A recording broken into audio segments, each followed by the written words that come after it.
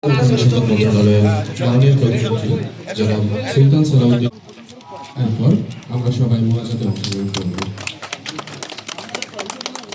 আল্লাহ শতভাগ বাস্তবায়ন করার তৌফিক দান করে দিন।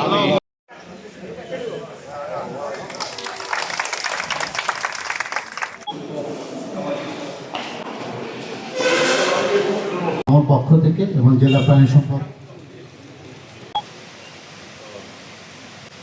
সকল সুবিধাগুলো দেওয়া হয়, সেই সকল বিবেক আমার খামারি গরিব মেহনতি মানুষের দিকে দৃষ্টি আমরা যারা ডিট উৎপাদন করি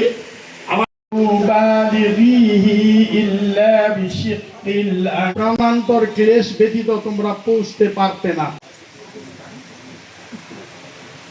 ভবন উদ্বোধন এবং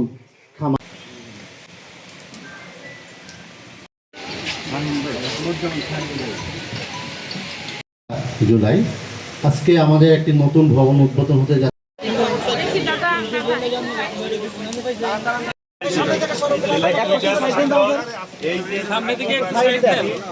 আর এই ওষুধ সব দেওয়া আছে, আর এটা হচ্ছে ছাগলের খাবার।